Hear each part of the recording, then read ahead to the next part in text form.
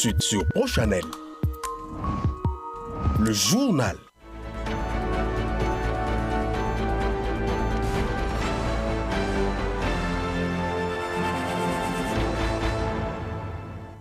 Bienvenue dans cette grande édition du journal sur ProChannel Télévision. Mesdames et messieurs, bonsoir à tous. Au sommaire, la candidature de Katumbi enfin validée par la Cour constitutionnelle, un motif de satisfaction pour le camp d'ensemble pour la République. Et en sport, les Léopards dames éliminés au deuxième tournoi dans les cadres des éliminatoires pour les Jeux Olympiques Paris 2024.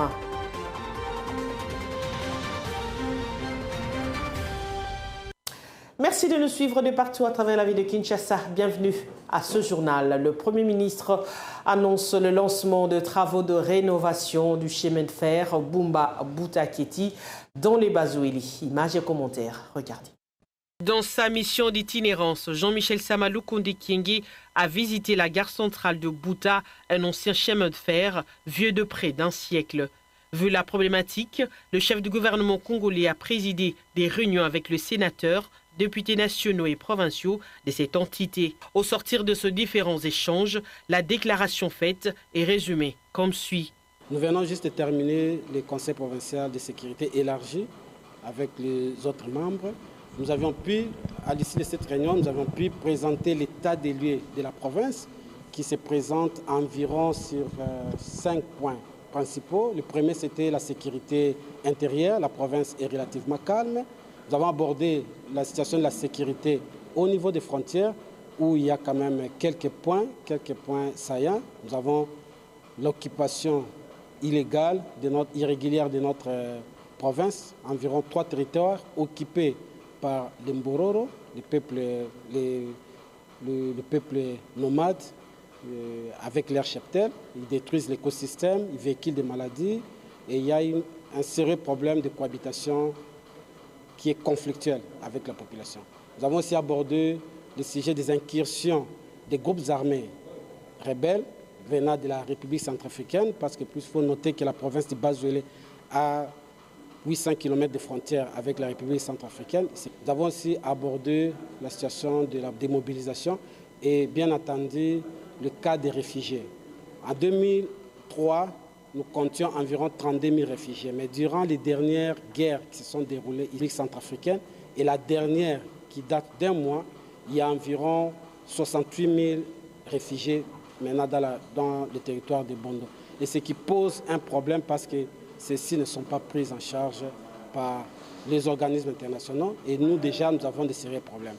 Mais le point saillant où nous avions abordé, c'est la situation socio-économique de la province. Elle est complètement enclavée, les routes complètement en mauvais état et le Premier ministre, chef du gouvernement, a promis d'y apporter des solutions idoines. Et au regard de l'état de lieu qui lui avait été présenté, le Premier ministre a promis d'y apporter des réponses, ce avant de boucler sa tournée dans cette province de Bazouele, dans les Congo profonds. L'actualité, c'est également la Cour constitutionnelle qui a validé les candidatures de Moïse Katumbi Tchiapo et de Félix Tshisekedi à la présidentielle en considérant leurs requêtes qui lui ont été soumises. Suivez.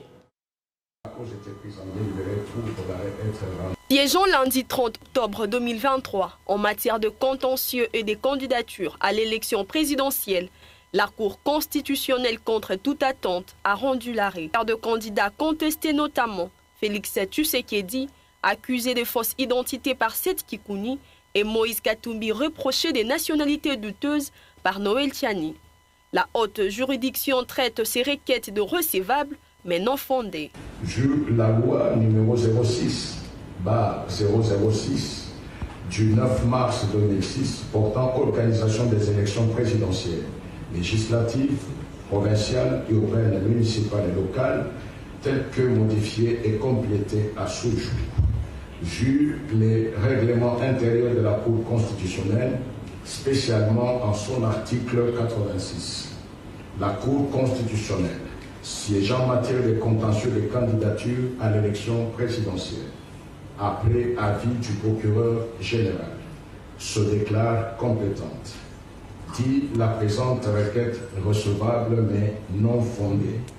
dit qu'il n'y a pas lieu à paiement des frais d'instance, dit que le dispositif du présent arrêt sera signifié à la Commission électorale nationale indépendante, aux requérants, aux partis politiques Ensemble pour la République, aux candidats contestés ou à son mandataire, et qu'il sera publié au journal officiel de la République démocratique du Congo et au bulletin des arrêts de la Cour constitutionnelle.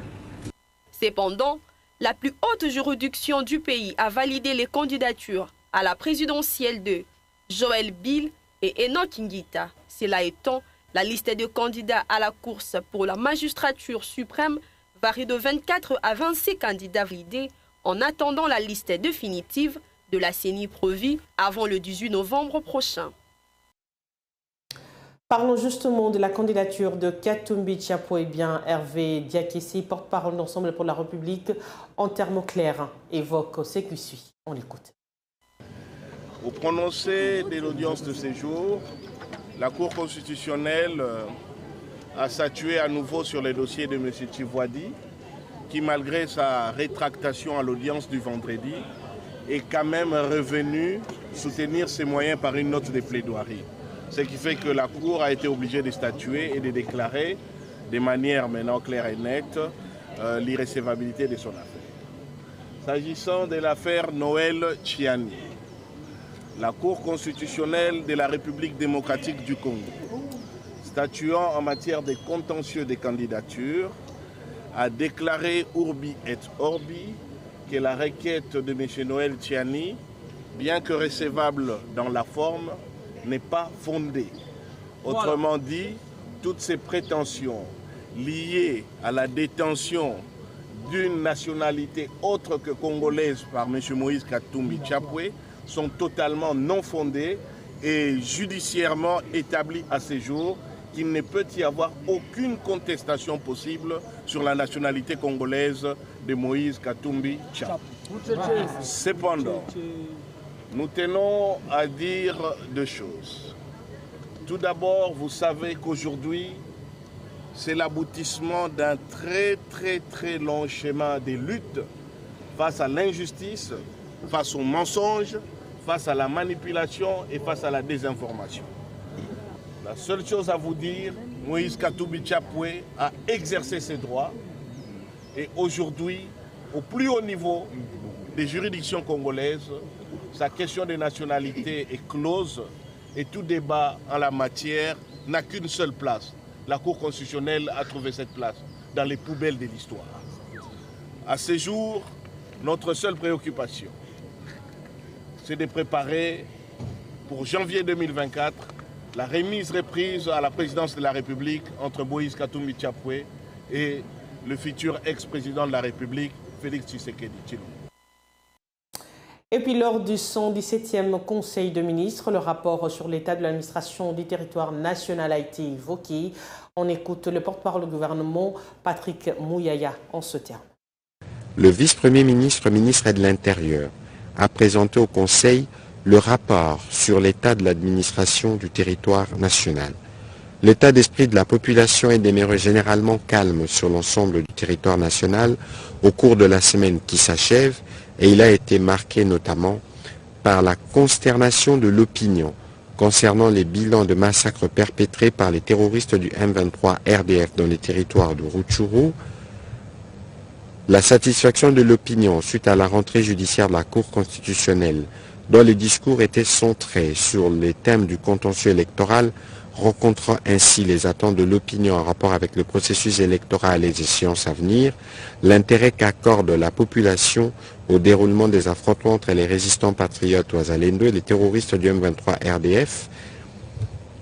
En rapport avec le processus électoral, le vice-premier ministre, ministre de l'Intérieur, a fait le point de la mission de la Commission économique des États de l'Afrique centrale, conduite par M. Mangara Albanté, commissaire aux affaires politiques, paix et sécurité, qui a séjourné à Kinshasa.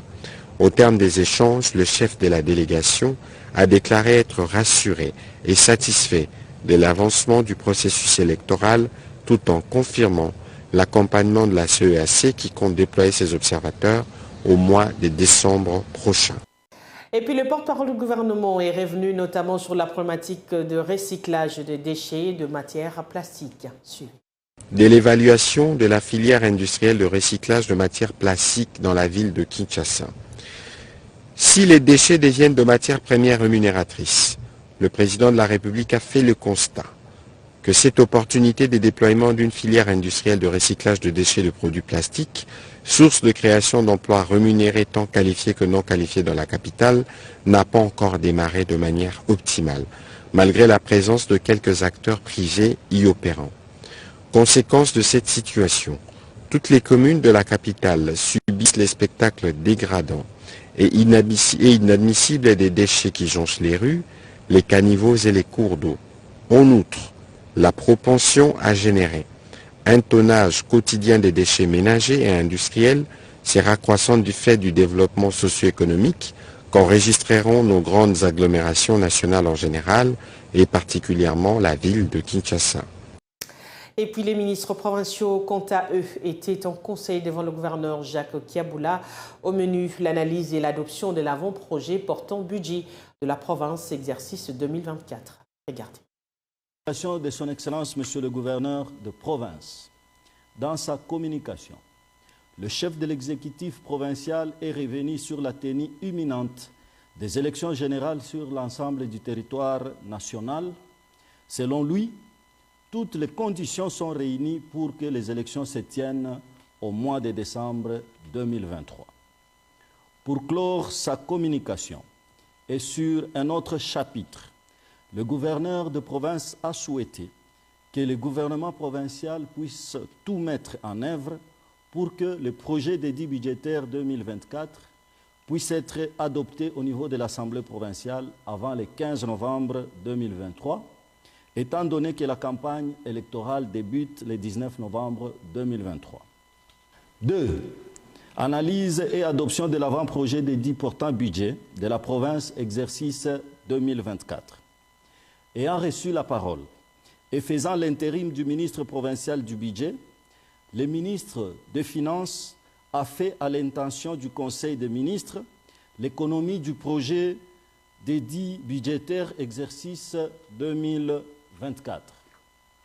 De manière synthétique, le ministre a circonscrit le budget 2024 en recettes et en dépenses à 1430 milliards 223 739 068 francs congolais. Après débats et délibérations, le Conseil a adopté les 10 projets d'édit article par article, lesquels seront envoyés à l'Assemblée provinciale pour examen et adoption. 3. Divers. Plusieurs dossiers ont été traités dans les divers, à savoir 1. Les quitus accordés à la commission chargée d'organiser l'octroi de ports d'armes en province. 2. La livraison imminente des intrants agricoles aux petits et grands fermiers. 3. L'achat des produits phytosanitaires pour la conservation des stocks de maïs grains déjà disponibles. 4. Les rapports sur les conflits fonciers qui opposent la société Hyper Psaro à la famille de feu Madeleine. Commencé à 10h juste, la réunion a pris fin à 12h juste. Je vous remercie. Voilà, on continue dans ce journal pour vous dire que le ministre des Infrastructures et Travaux publics, Alexis Guissaro-Mouvouni, a procédé au lancement de travaux de construction du poste frontalier à Uvira dans le sud Kivu. Images et commentaires. Le ministre d'État en charge de ZTP, Alexis Guissaro-Mouvouni, a procédé au lancement de travaux de construction du poste frontalier de Kavimvira à Uvira, à la frontière entre la RDC et les Burundi dans le sud Kivu. Et c'est dans le cadre de la mise en œuvre du projet de facilitation du commerce et intégration dans la région de Grand Lac. Devant une population joyeuse d'Uvira qui a témoigné de sa solidarité au fils des terroirs, venu notamment pour répondre au nombre de fuites des infrastructures qui va apporter davantage vers l'extérieur grâce à ce partenariat gagnant-gagnant, Banque mondiale et gouvernement congolais. Motif de satisfaction pour le gouverneur du Sud Kivu, Théongwa Bidji, qui a salué les œuvres concrètes du gouvernement central. Et devant l'assistance Alexis Guissaro Mouvouni a prêché la paix et la cohésion tout en louant la vision du gouvernement de la République dans la modernisation des infrastructures au pays.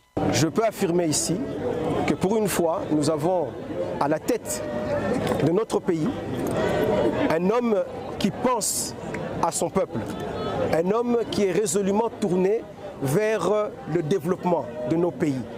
Et qui dit développement, ce sont d'abord la création, la modernisation des infrastructures. La pose de la première pierre ici, à Kavimvira, au poste frontalier, est parmi l'un des programmes du gouvernement. C'est un programme qui est effectivement financé par la Banque mondiale, qui est un partenaire pour le gouvernement, mais qui vient s'inscrire dans le cadre du programme global du gouvernement de la République qui veut moderniser les infrastructures de notre pays. Et c'est pourquoi nous avons symbolisé cela aujourd'hui par la pose de la première pierre, ici, au poste de Kavimvira. Mais comme vous le savez, comme nous l'avons dit, c'est un projet qui va toucher à beaucoup d'infrastructures ici de la province. Après, les patrons des infrastructures ont effectué quelques visites. Téné, les ports de Kalundu en pleine réhabilitation, le pont Kalima-Bengue et la voirie d'Ovira en plein travaux. Parlons à présent de la cérémonie d'installation du nouveau représentant légal de l'église de Reveil du Congo prévue au Palais du Peuple le 28 octobre dernier n'a pas eu lieu, d'où l'indignation de l'évêque Albert Kankenza. On écoute cette réaction. Ce matin, nous devrions faire cette manifestation à l'esplanade du Palais du Peuple. On nous a interdit l'accès. On a arrêté quelques pasteurs. On a arrêté nos effets comme des bandits, comme des mercenaires. Nous exigeons, au nom de tous les fondateurs, des excuses de la part du président de l'Assemblée nationale. Il ne peut pas nous traiter comme des bandits, comme des vulgaires messieurs. Nous sommes des hommes respectables dans cette nation et nous ne méritons pas ce genre de traitement.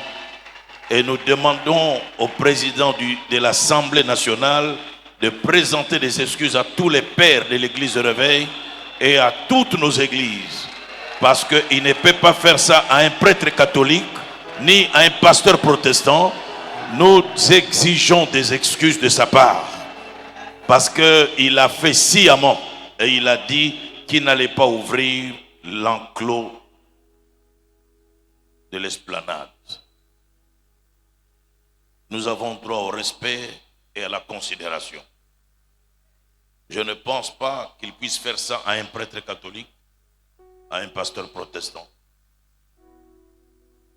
S'il ne présente pas les excuses, le Dieu que nous prions s'occupera de lui et de sa famille.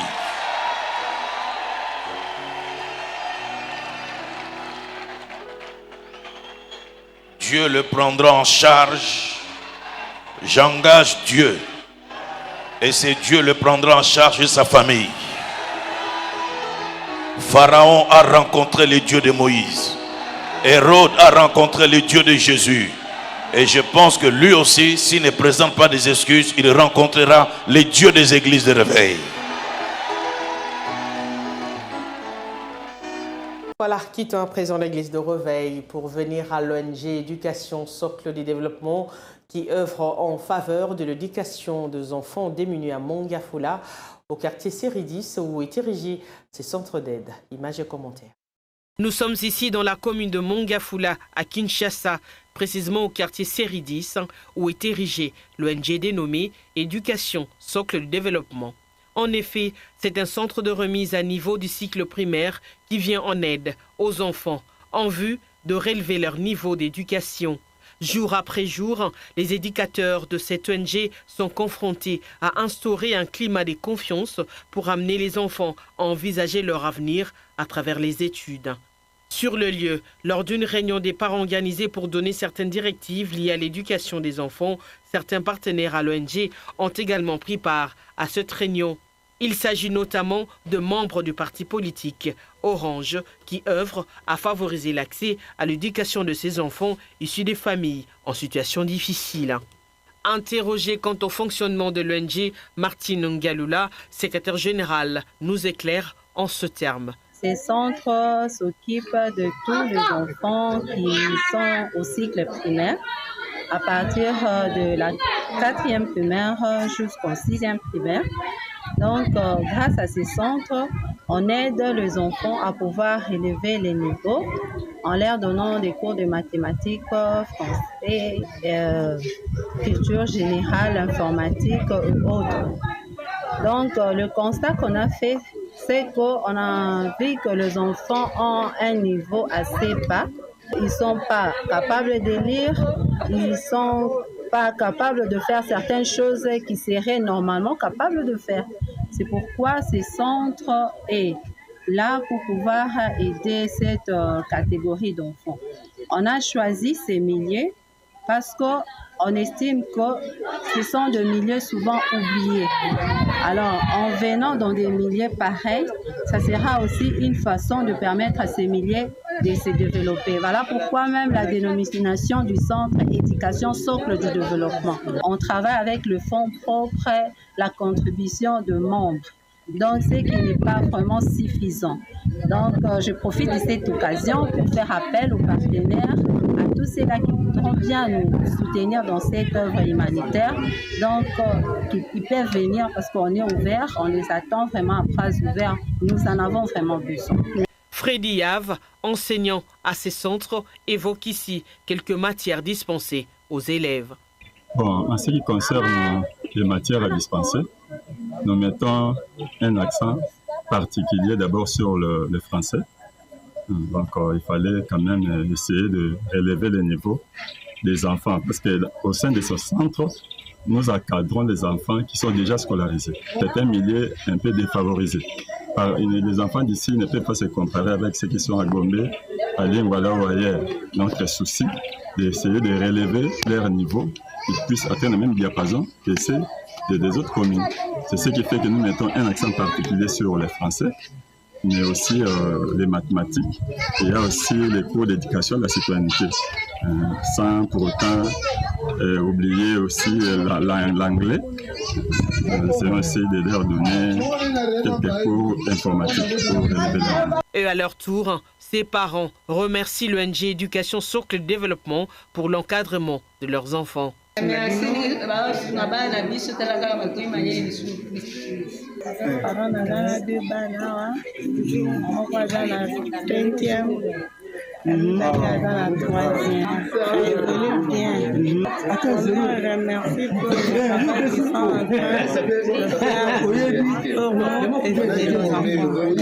Notez que le droit à l'éducation est inscrit dans la Convention relative aux droits de l'enfant. De ce fait, l'ONG Éducation Socle Développement dit continuer à soutenir les enfants de ce coin de Kinshasa à accéder à un avenir meilleur. En sport de fête de Léopard, Dames de la RDC est devant l'équipe sud-africaine. Le score est de 2-0 en faveur de l'équipe adverse. Regardez.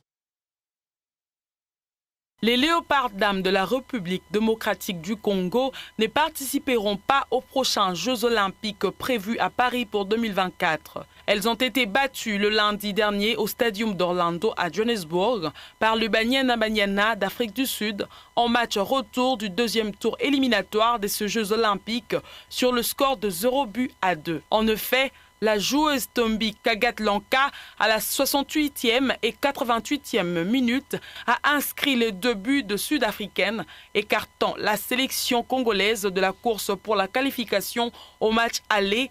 Une semaine plus tôt, au stade de Martyrs à Kinshasa, le joueur du coach Marcelo Kadiomba avait résisté par 1 but partout. Rappelons que ces joueuses ont connu beaucoup de problèmes jusqu'à faire la grève afin d'attirer plus d'attention et percevoir le prime de match précédent. La contre-performance au match retour contre l'Afrique du Sud pourrait bien résulter de ce problème pesant sur la psychologie des joueuses.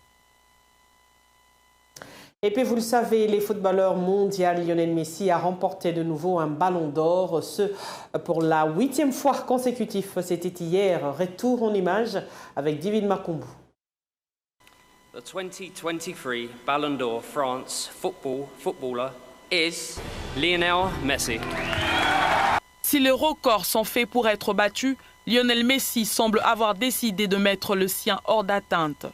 Lundi 30 octobre, l'Argentin a remporté à 36 ans son 8e ballon d'or, dévançant le Norvégien Erling Haaland, 23 ans de Manchester City, et le Français Kylian Mbappé, 24 ans, Paris Saint-Germain. Lauréat du prix en 2009, 2010, 2011, 2012, 2015, 2019, 2021 et donc aussi 2023, Lionel Messi domine amplement le palmarès du trophée de meilleur joueur du monde, désormais loin devant son rival de toujours, le Portugais Cristiano Ronaldo. Chez les femmes, l'Espagnole Aitana Bonmati a été couronnée pour la première fois à 25 ans son premier ballon d'or au terme d'une saison remarquable.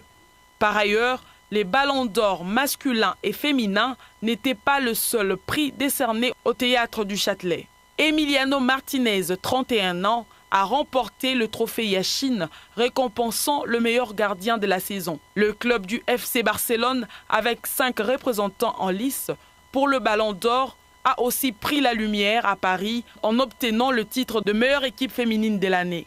Chez les hommes, c'est le Manchester City qui a été sacré meilleur club masculin de l'exercice 2022-2023. De son côté, Vinicius Junior, 23 ans, du Real Madrid, a remporté le prix Socrate pour récompenser les actions solidaires mises en place par le footballeur et footballeuse. L'attaquant a été congratulé pour la création de sa fondation qui vient en aide aux enfants défavorisés au Brésil. Son coéquipier Jude Bellingham, 20 ans, a quant à lui reçu le trophée Copa qui récompense le meilleur joueur de moins de 21 ans. Sans surprise, le Norvégien Erling Haaland a obtenu le trophée du meilleur buteur de la saison intitulé Gerd Müller pour ses 56 buts en 57 rencontres. Un prix en guise de lot de consolation pour celui que de nombreux observateurs plaçaient favori du Ballon d'Or. Voilà, c'est par ces images que nous bouclons ce journal. Merci à tous de nous avoir suivis. Mais avant de nous quitter, voici l'essentiel du titre. La candidature de Katumbi est enfin validée par la Cour constitutionnelle, un motif de satisfaction pour le camp d'ensemble pour la République. Et en sport, vous avez suivi les Léopards dames qui ont été éliminés au deuxième tournoi dans les cadres des éliminatoires pour le Jeux Olympiques Paris 2024.